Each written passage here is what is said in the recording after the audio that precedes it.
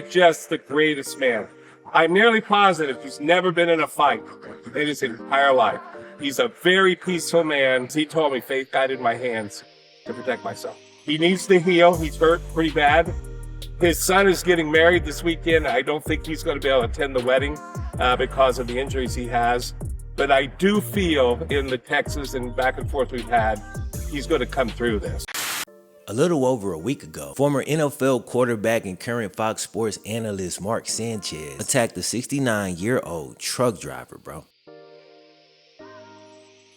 So initially, the altercation was said to be over a parking spot. But the more information and footage that comes out, the more it starts to look like Sanchez was out there wandering around looking for a problem. According to reports in the police affidavit, Mark, who looks like he's intoxicated, confronted the old man, entered his truck, then physically assaulted the man. All of this was after Mark demanded that the man move his truck, simply because Mark said so. To be clear, the man is not on Mark's property. The event took place in Indianapolis, where Mark was just a weekend visitor. So he really had no reason to be engaging with the man over where he could or couldn't park his truck. According to reports in the police affidavit, the old man's been working this same job. He was parked in the loading dock area to load up his truck when Mark Sanchez approached him and started this whole thing. Mark cornered the man and persistently pursued him. Dude even body slammed the old man multiple times, which at his age could have ended his life. Mark also left the man with a huge gash on his face, which went all the way through his cheek and punctured his tongue inside of his mouth. YouTube didn't like the last video I did on this, but if you haven't seen the images and you want to check them out, you can watch my first video or click the link in the description to go to my Substack, where I have the full script of this video along with the pictures. But the old man was carrying protection and was actually able to fend Mark off. But by the time the altercation was over, both Mark and the man were hospitalized with injuries. The old man, Perry told, has since filed a lawsuit claiming permanent disfigurement, while Mark Sanchez faces a level 5 felony battery charge. And if he's found guilty, that could result in up to 6 years in prison. And that's where we at. That's the short version of what I covered in the first video on this. And as I stated then, the police have reportedly seen tons of footage on this, as most of it was caught on surveillance camera. So we understood new footage would be slowly coming out, and today that's what I want to discuss. In this video, we'll go through the new footage that leaked, as it shows the odd and erratic behavior from Mark shortly before the attack took place. So let's go through it real quick, as this new footage adds new context to the situation as a whole. So the story was originally reported as if Sanchez was outside doing a late night impromptu workout, but watching the footage, which follows dude for like 20 minutes, you only see him run twice in the video. Right before the attack directly towards the old man, and right after the attack away from the old man. He wasn't out there for a workout. The footage shows that he'd been wandering around, seeming intoxicated, wearing regular clothes, pacing around erratically. We ain't talking about no stretching, no dynamic warm-up, just stumbling around back and forth aimlessly. He honestly looks like a guy who's searching for a problem, or maybe even searching for a solution to one, but not a guy trying to clear out space for a workout, as some of the early reports made it seem.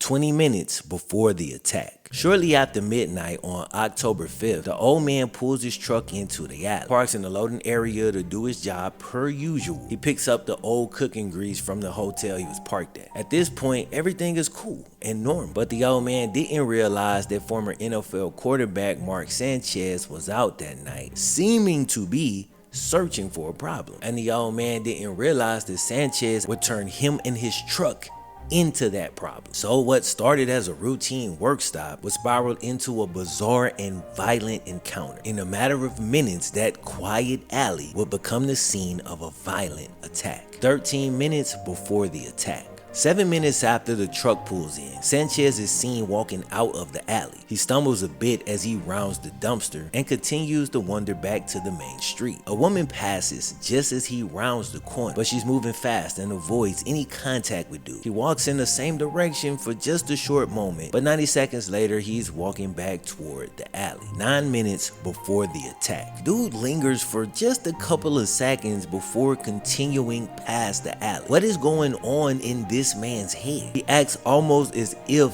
something in the alley is calling his name, but for now, he fights it as he continues walking up the street. 3 minutes before the attack. Just 6 minutes later, he's back at the alley, but he doesn't go into the alley just yet. Dude instead just leans up against the wall, still not sure what's going on in his head. What I really want to know is, where is this guy? Can we find out what this conversation was about and get this dude's thoughts on the state that Mark Sanchez is in? This could give us more insight into what's going on. The guy wisely keeps moving as he responds to whatever Sanchez is saying to him here.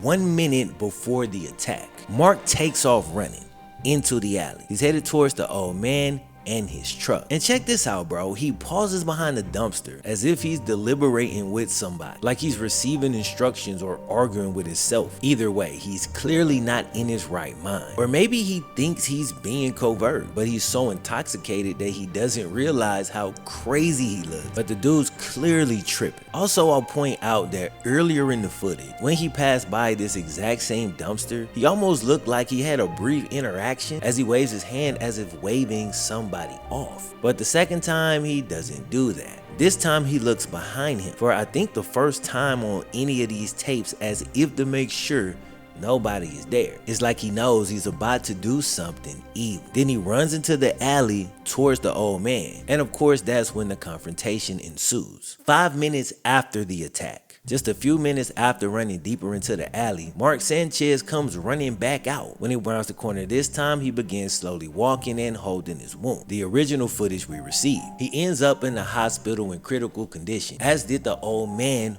who he attacked. Zero empathy or accountability. We got statements from Mark, Mark's family, and his ex, who's relevant because she's also the mother of his son, and her statement is pretty interesting. Now, this shouldn't shock you, but I can't say the same about Mark's statement or the statement from his family. Now, these are boring, like they took a stock statement off the shelf, but bear with me because I want to point out something about them. So I want to read through them as they're written to present to you exactly what they said before I start giving my opinion on things. Here's what they had to say. Mark and our family are incredibly grateful for the concern, love, and support we've received. Mark remains under medical care for the serious injuries he sustained, and his focus is on his recovery as the legal process continues. We would like to extend our heartfelt thanks to the first responders and medical staff. So then a few days later, Mark was released from the hospital, and here's what he had to say. Right now, I'm just kind of focused on my recovery, and I just want to thank the first responders, the hospital, and the Marion County Sheriff, and the Indianapolis Police Department. But I'm focused on my recovery, and I just want to see my wife, and I want to see my son and my 2 baby girls. Okay, so both Mark and his family failed to mention the old man he attacked. There's gonna be legal proceedings, so sometimes people let their lawyers craft their statement. I understand that angle, but I'm not trying to hear it. Now, I'm gonna wait before I go like hard for real. I like to have as many details as possible to be as fair as possible. But with that said, the complete lack of any accountability whatsoever, the complete lack of any empathy whatsoever, that speaks volumes. Now, again, this is opinion, and you can't lock somebody up based on opinions or how I see a situation. But on this channel, I'll try to break down exactly what happened, but then I will give you my opinion. And here it is. Mark Sanchez ran straight toward that old man and completely started the whole altercation, and then ran away once he realized the man wasn't an easy mark. He was walking around searching for a problem. He decided to make the old man into a problem. Then he brutally attacked the man, body slammed him twice, ended up disfiguring his face and putting him in the hospital. He's 70 years old, bro. You could have taken his life. And then with a straight face, you give a media trained statement, not even wishing the old man a full recovery. At the same time, you're saying how you're focused on your recovery, but at the old man's age, he might never recover. Even if it turned out he was in the wrong, if I hurt an old man this badly, I would still feel remorse after the fact. Like maybe I could have just restrained him and not injured him so bad. It just happens the old man, his name is Perry Toll, he just happens to be a tough son of a gun who not only fought you off,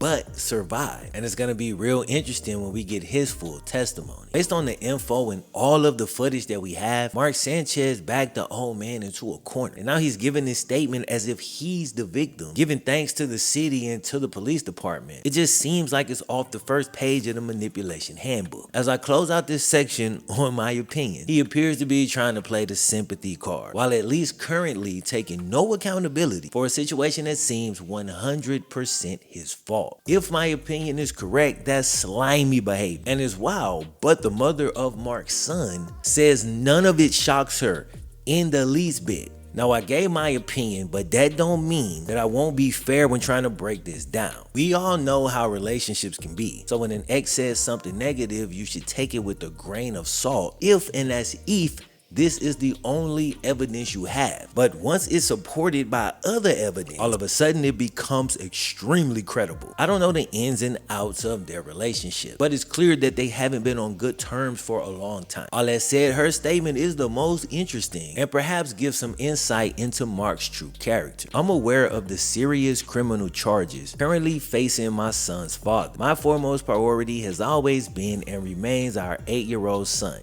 Daniel. I chose to remain silent publicly to protect Daniel. Now that things are out in the open, my focus hasn't changed. I've always been concerned for his safety and for what he is exposed to. Sadly, none of this is surprising to me. Based on the way she's speaking here, the obvious takeaway is that she's seen this side of Mark before. I can't prove whether or not she's being honest about this, but based on the evidence, there's no reason to doubt what she's saying. Now, we live in the real world, and sometimes women throw dirt on an ex out of spite or in an attempt to receive compensation. You know, these type of things happen all the time. But the same way statements like believe all women are stupid and obviously completely unreasonable, it's equally as stupid to believe all men or believe no women. Even if you've never said those statements out loud, it's easy to catch yourself slipping into those philosophies. And this just seems like an opportune time to point out to you that these are just mirror images of the same stupid thing. I know what I just said is the most basic statement of all time, but in 2025, it might be controversial. But she's attempting to co-parent a child with this dude. So of course she has insights about his character that none of us do. And when her insights line up with behaviors we can visibly see, that makes her a credible source when it comes to this topic. This type of stuff doesn't usually come out of the blue. And it stands out to me how Mark and his family were so very casual in their statements, as if they've rehearsed this type of thing hundreds of times. This is just an opinion, but based on real life experience, plus experience in covering these type of stories throughout the course of many years. This has a ton of the markings of a narcissistic guy with a pattern of violence and the subsequent damage control to protect the public image. I'm not saying that's what it is because I don't know, but I am saying that's what it looks like.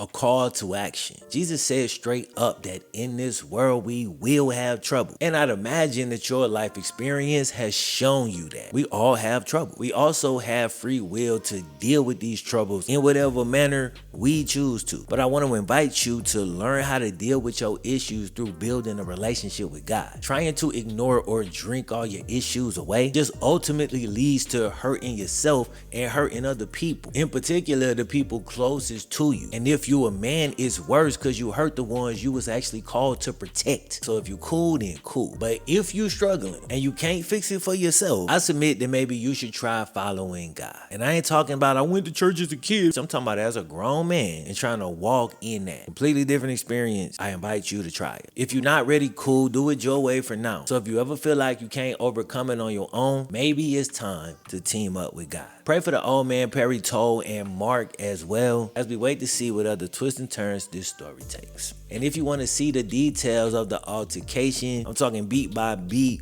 moment by moment, just click the video on the screen and check that out. Peace.